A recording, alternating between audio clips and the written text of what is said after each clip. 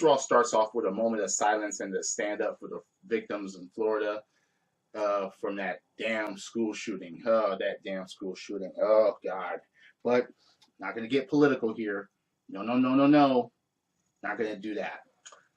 So from one tragedy to another, as Roman Reigns comes out. Roman Reigns comes out and he starts to spit. I'm the only one that can beat Brock Lesnar. You saw it before. He couldn't beat me, and he's not going to beat me. Oh, please don't have this motherfucker against Brock Lesnar at this year's WrestleMania. Please don't fucking do that, WWE. So, a gauntlet match takes place. So, let me get this straight. You're going to have a gauntlet match on the Going Home episode before Elimination Chamber, thinking that this is going to be any type of implications on what the Elimination Chamber is going to be like. I don't understand that. This is nothing like the fucking Chamber. This is Royal Rumble style type stuff in match form. Because two men start, and then when another one is eliminated, another person comes out. So it starts with Seth Rollins and Roman Reigns. Okay, WWE, what a curveball that you just threw us. The first two matches are Seth Rollins versus Roman Reigns, which Seth wins using a roll-up. And the very next person was John Cena. Now, you would think that Seth Rollins would have no way of winning it. But Seth Rollins actually beat John Cena. So, okay. Your two poster boys were just beat by Seth Rollins, who wants to be the man, who claims he was the man, who wants to have Monday Night Rollins once again. And the two people that would stand one of the best chances, quote unquote, against Brock Lesnar was beaten by Seth Rollins. Okay. What a curveball, WWE. And it's not like both of them were slouchy matches. They were good matches. Seth Rollins just got the best of both of them with a roll-up and even with the curve stomp to John Cena. That's the way the fucking shit starts. And pretty much that was all of the highlight and the main positive notes about the match. So, after that, Elias comes out, and basically he just picks the bones. And he goes over Seth Rollins. And that wasn't even a slouch of a match either, even though Elias tried to get the early pin. But, again, at least Elias didn't try to do the cheapest way out like someone else in this gauntlet match, and I'll go through that. Seth Rollins wrestled for over an hour. Okay, the first hour of Monday Night Raw had wrestling with Seth Rollins in it. Okay, keep that in mind.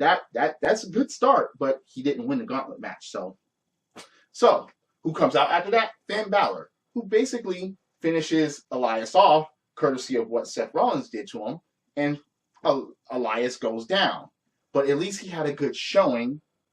He did. He at least had a good showing, and he at least got a victory. And keep in mind, he's going to be going in the chamber last, as far as being called out of the chamber. So, and then the low point of the match, the Jizz. First of all, he had to attack Finn Balor from behind when it was his turn up to face Finn Balor after Finn Balor beat Elias. This is a gauntlet match. And Finn Balor had just did some wrestling. You're telling me that you couldn't face him head up and get the advantage? You had to come from behind. You had to use the Jizz Taraj as a distraction and hit Finn Balor from behind and actually try to pin him and to actually go to work then? Again, this is the guy that says that he is a better fit to face Brock Lesnar than John Cena. No. Just no.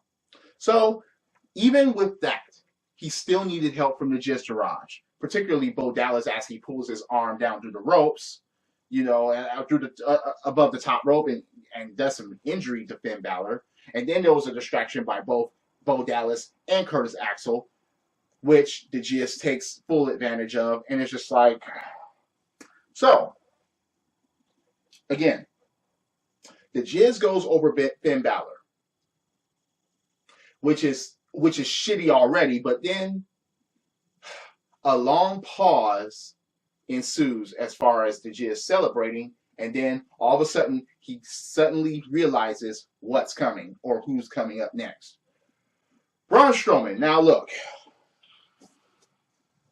the funniest thing about Braun Strowman coming out last against the Jizz, you have just proven, without knowing, the reason, you just proven the reason why the Miz cannot face Brock Lesnar.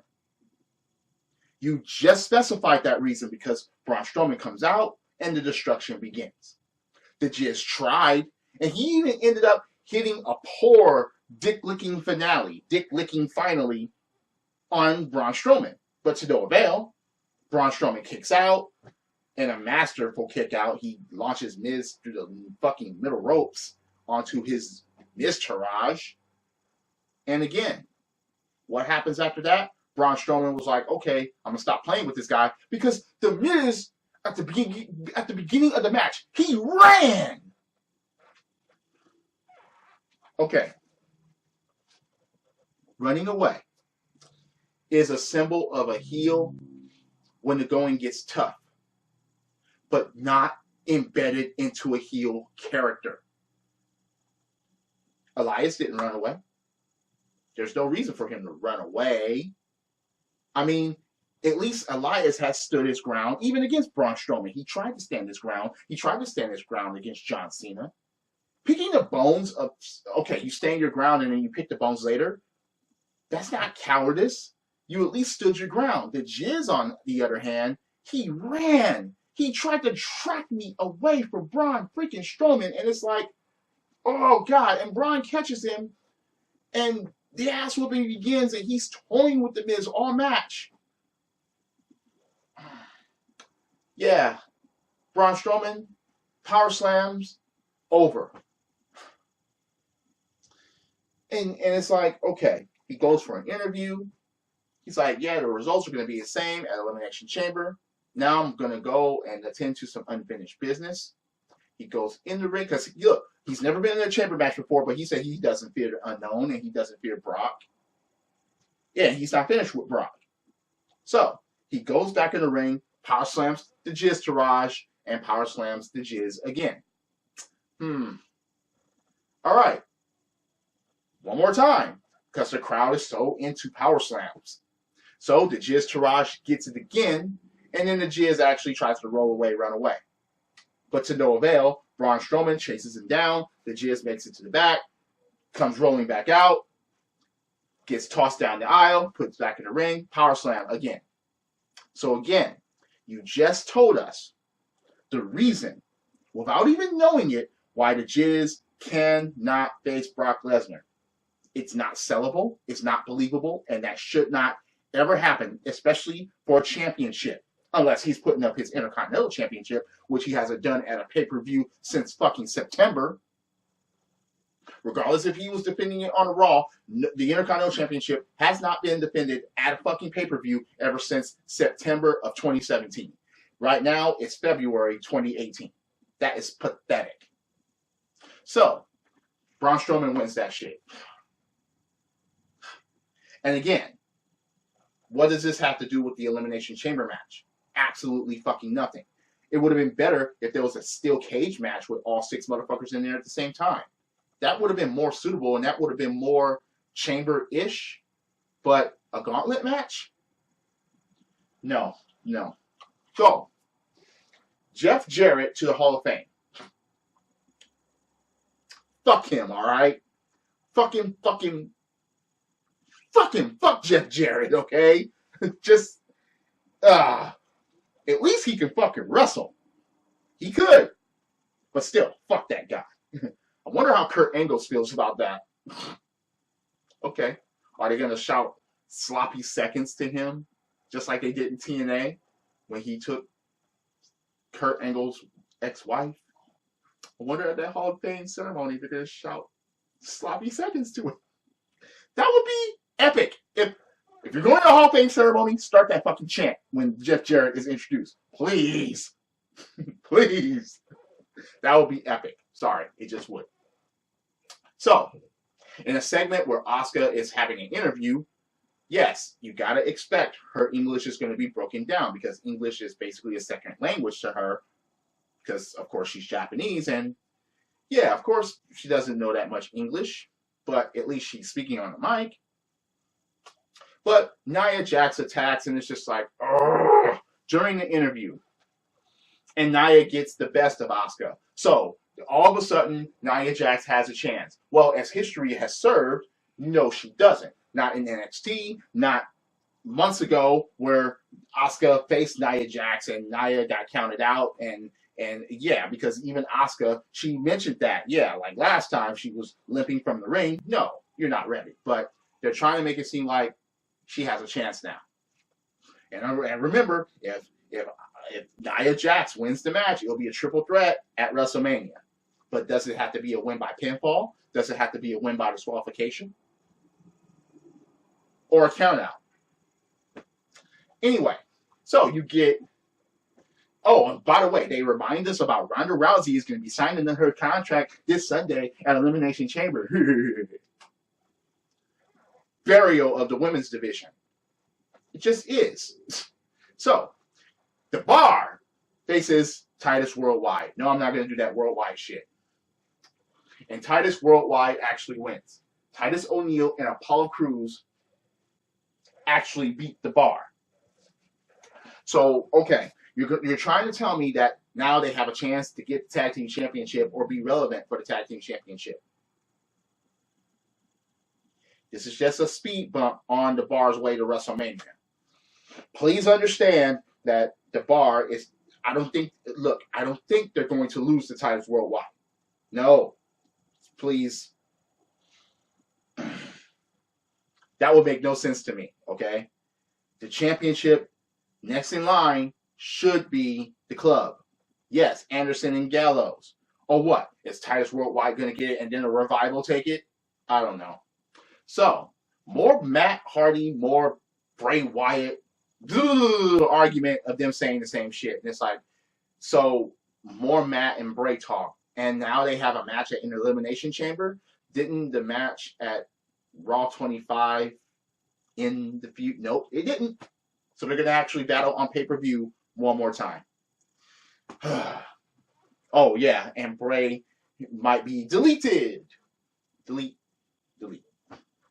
So, you get a 6-woman tag team match between Sasha Banks, Bayley, and Mickie James versus Mandy Rose, Sonya Deville, and the women's champion Alexa Bliss. Now, okay, I think it's pretty strange that this went on last. Okay, the faces actually won with a tap out, but okay, you would expect this. Things break down, and the faces basically gets attacked, but Mandy Rose and Sonya Deville turned their attention to Alexa Bliss, and they looked like they were about to attack her, and then Mickie James makes the save. Mickie helps Alexa. You get a double DDT out of them, a double Mick DDT out of them, and then they leave together. And I'm like, Raw ends like that? I understand that they're going to be making history with this women's elimination chamber, but you end Monday Night Raw like you end a going home show like that?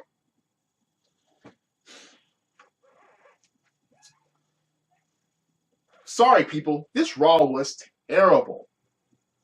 The first hour was full of good wrestling and the results that actually was good. You even got a thank you Rollins chant after his performance.